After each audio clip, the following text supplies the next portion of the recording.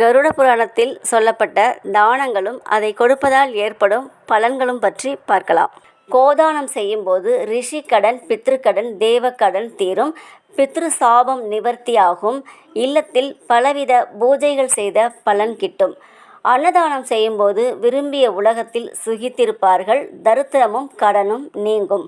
குடைதானம் செய்யும்போது 1000 ஆண்டுகள் வர்ணலோகத்தில் சுகித்திருப்பார்கள் அப்படின்னும், அதோட தீர்க்க முடியாத கடன் தொல்லையும் தீரும், பூர்வ ஜென்ம பாவம் விலகும், அதோட குழந்தைகளுக்கு சிறப்பான எதிர்காலம் அமையும், பித்ருக்களின் ஆசீர்வாதமும் கிட்டும்னு சொல்லியிருக்காங்க. வஸ்திரதானம் 1000 ஆண்டுகள் வாயுலோகத்தில் வாழக்கூடிய தன்மையையும் ஆயுள் விருத்தியையும் செய்யும் அப்படின்னு சொல்லியிருக்கு. கண் தானம், இரத்த தானம், உடல் உறுப்பு தானம் செய்யும்போது அக்னிலோகத்தில் ஆனந்தமாய் இருப்பார்கள் அப்படின்னு சொல்லப்பட்டிருக்கு. பழங்களை தானம் செய்யும்போது கந்தர்வ லோகத்தில் சுகித்திருப்பார்கள், புத்தியும் சித்தியும் கிட்டும். தண்ணீர் தானம் செய்யும்போது கைலாச வாசம் கிட்டும். தேன் தானம் செய்யும்போது புத்திர பாக்கியம் உண்டாகும்.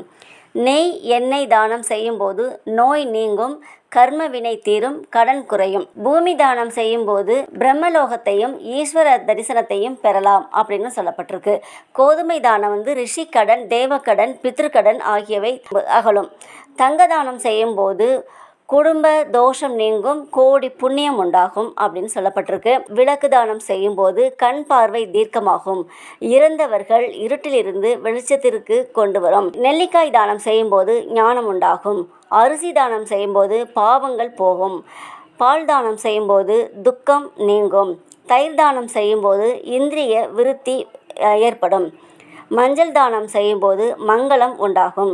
காலணி தானம் செய்யும்போது பெரியோர்களை நிந்தித்த பாவம் விலகும். தீர்த்த யாத்திரை செய்து வந்த பலன் கெட்டும்.